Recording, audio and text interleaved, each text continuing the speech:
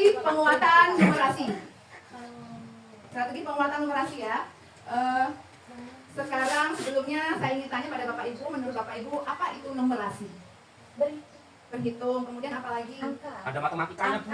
Iya, ada matematikanya. Ada lagi? Ada lagi yang lain?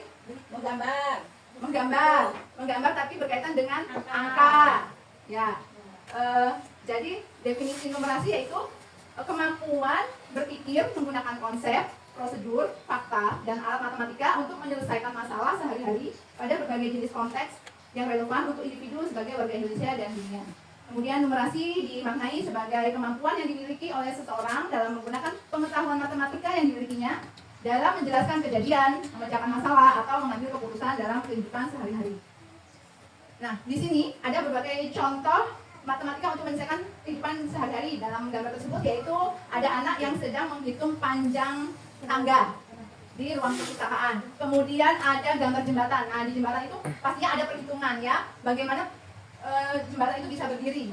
Ya, pastinya ada perhitungannya berkaitan dengan numerasi. Dan yang gambar yang ketiga yaitu kegiatan di pasar berkaitan dengan numerasi karena kegiatan tersebut kegiatan tersebut jual beli ya di pasar berkaitan juga dengan numerasi. Bapak Ibu, ada 4 aspek penguatan numerasi. Yang pertama yaitu sarana lingkungan fisik, lingkungan sosial afektif, program sekolah, dan lintas kurikulum. Yang pertama kita bahas yaitu sarana lingkungan fisik. Jadi sarana lingkungan fisik itu yang berkaitan di lingkungan sekolah kita, baik di kelas ataupun di luar kelas. Lingkungan sekolah sebagai media pembelajaran numerasi, ekosistem yang kaya numerasi. Kemudian bisa diupayakan dengan menyediakan fasilitas di sekolah yang berhubungan dengan numerasi.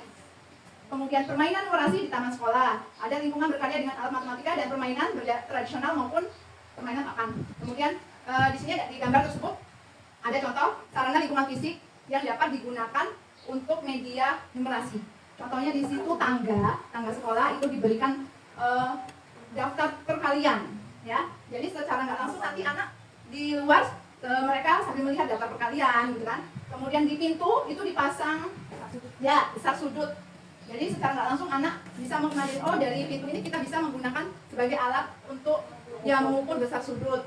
Kemudian itu di dalam kelas ada tempelan poster ya perkalian, daftar perkalian anak.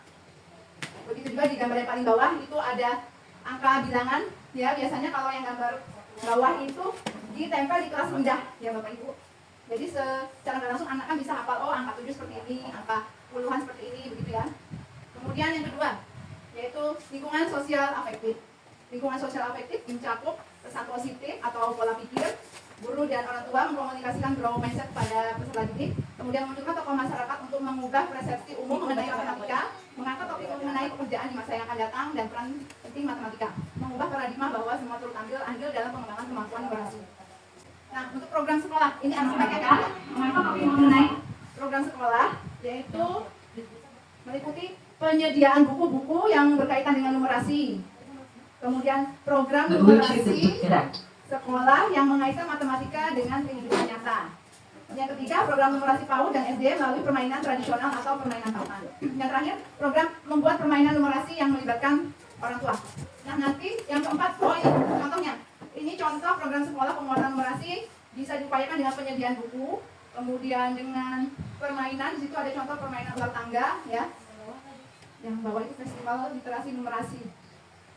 Kemudian yang keempat itu lintas kurikulum yang keempat. Nah, jadi Bapak Ibu, jadi tadi ada 4 penguatan. Nanti diharapkan kita memilih satu aspek dari keempat tersebut dan dapat kita implementasikan kepada peserta didik. Ya, kita pilih yang kita mampu untuk mengimplementasikan pada peserta didik. Harapannya seperti itu ya. Kemudian numerasi lintas mata pelajaran. Nah, contoh numerasi lintas mapel itu contohnya bisa mata pelajaran IPA, mengestimasi pertumbuhan makhluk hidup, menyatakan prediksi dengan membuat bagan. Jadi walaupun dia bukan pelajaran matematika, tetap ada kaitannya dengan numerasi ya, karena di situ ada kaitannya dengan berhitung. Kemudian juga di IPS membuat grafik, begitu juga dan seterusnya. Baik Bapak Ibu, hanya ini saja diseminasi yang dapat saya sampaikan. Saya mohon maaf apabila ada kata yang kurang berkenan dan kepada Allah saya mohon ampun. Jadi intinya mari kita belajar bersama, berkolaborasi untuk menguatkan literasi dan numerasi dalam pemulihan pembelajaran di satuan pendidikan. Saya ucapkan wassalamualaikum warahmatullahi wabarakatuh.